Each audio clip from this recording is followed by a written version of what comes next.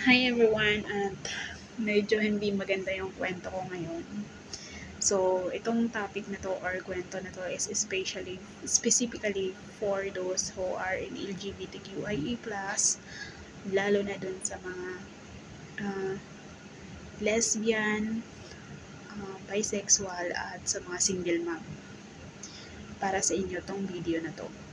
So, may friend kasi ako na itong friend ko ay hard-butch lesbian siya. And then may naging girlfriend siya na nabuntis. Sila na nung nabuntis itong si girl at hindi naman pinapili siya ng kaibigan ko kung hihiwalayan ba siya at sasama dun sa lalaki para buuin ng pamilya na naging bunga ng kanilang pinaggagawa or mag-i-stay sa kanya. Mahal niya si girl kaya nagpakatanga.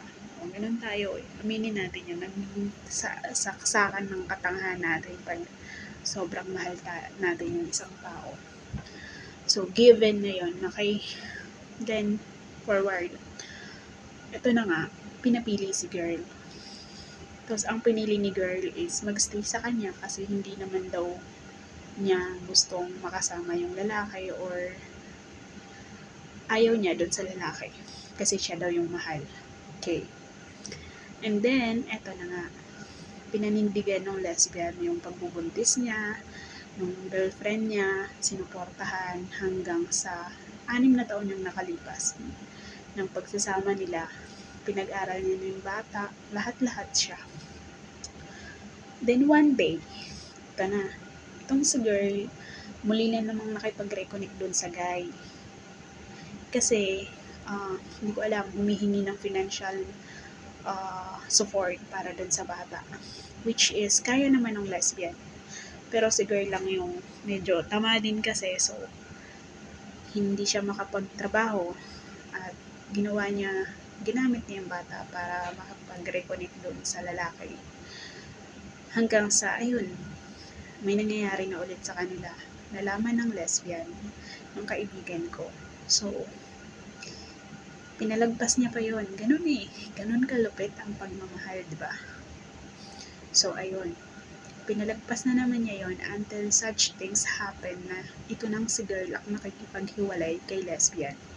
Kasi bubuuin na daw nila yung pamilya na meron sila kasama yung guy, tsaka siya. Nung una, hindi pa dinidetach yung bata. At ito yung pinakamasakit na part para sa mga lesbian. Hard-butch. Marami ng stories yung ganito. Marami ng napanood akong ganito yung nangyari. At marami pang mangyayari kung lahat tayo hindi magiging aware sa mga partners at sa sarili natin. Sa mga partner natin at sa sarili natin. Okay? So, ito na. Hindi pa dinidetach yung bata, pero ito yung pinakamasakit na part. Yung pati yung bata, kukunin na sa kanya. Kasi nga, yun na, gusto na nilang makasama pati yung bata. Nung una kasi, nahirapan silang ipaintindi doon sa bata kung bakit kailangan niya nang umalis sa poder ng lesbian. Ngayon, kinailangan niya na at walang habol yung lesbian. Kahit sa ang parte pa ng husgado kayo makarating, walang habol sa lesbian. Siya yung nagpalaki, oo. At kaya naman na pumili ng bata kung saan siya sasama. Pero kasi hindi siya yung biological parents ng bata at isa pa, hindi makakasama ng lesbian yung biological mother ng bata. So, saan pa ba papabor? Diba? Siyempre, doon sa magulang ng bata. Kahit gusto ng bata na sumama dun sa lesbian, sa pinaka-daddy niya, wala. Kasi wala dun yung biological mother niya at hindi niya kaano-ano si lesbian. In realidad. Okay? So, yun yung pinakamahirap na part sa mga hard-butch na nagmamahal ng mga single mom or nasa relationship na, alam mo yun, wala kasi, aminin na natin sa mga nasa, yung sa mga kagaya nyo na sitwasyon, walang kasiguraduhan ang makipagrelasyon. Okay? Hindi nyo kahit naman sa oo, babae, lalaki, wala namang assurance na for lifetime na yung magiging partner nyo. Pero yun yung pinakamahirap na part. Kasi pag ganun na yung sitwasyon, tatanggapin nyo yung anak niya, siya, pati yung anak niya, magiging responsible ka, lalo na sa mga responsible. Gagawin mo lahat na ibigay lang sa kanila yung pangangailangan. At the end of the day, naiiwan ka lang mag-isa kapag pinili na ng babae na, ayun, lalaki pala yung gusto niya makasama. Lalaki pa rin pala yung makakapagbigay ng satisfaction sa kanila. So, bullshit sa mga katulad nila. Okay, magalit na yung mga magagalit dyan. Wala akong pake. Kasi, ito, real talk to. Pero gusto kong malaman, curious ako. Bakit yung mga kagaya niyong babae, na lalaki rin naman pala yung magbibigay sa inyo ng satisfaction, sa lalaki naman pala kayo makukontento, bandang huli, iwan nyo din pala yung mga lesbian yung partner para sa lalaki. Bakit pa kayo nagjowa ng lesbian?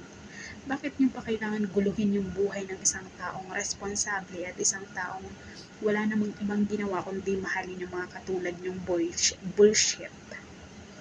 Okay? Nanggigigil ako.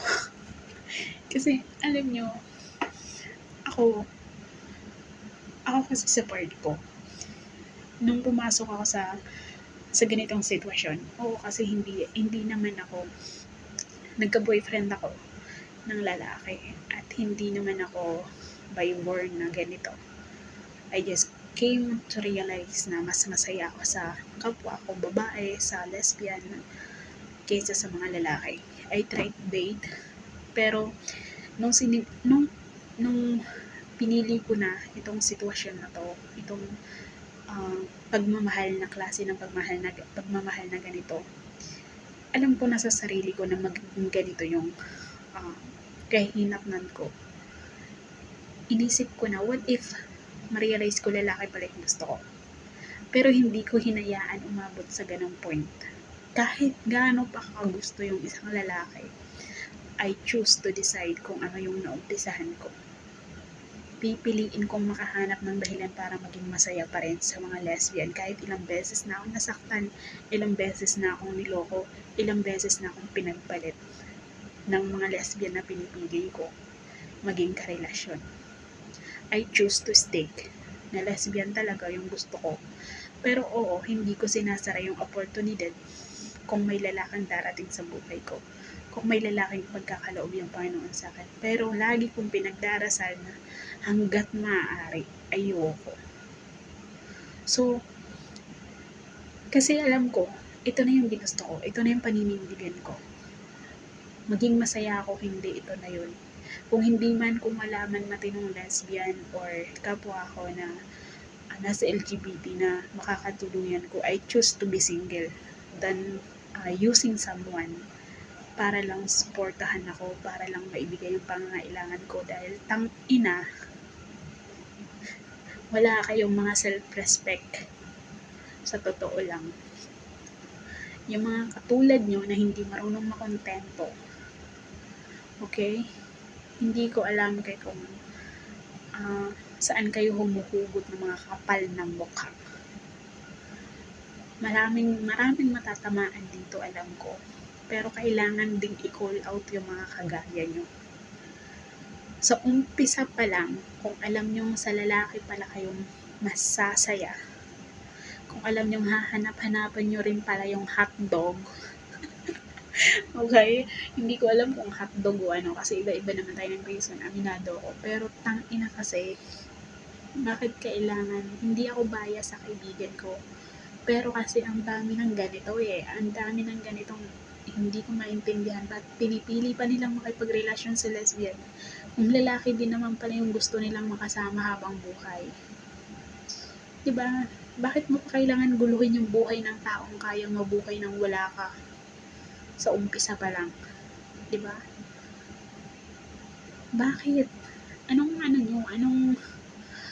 hanas nyo sa buhay? Diba? Kulang yung time ko. Marami pa akong gustong sabihin. Magbe-video ako ulit. Okay.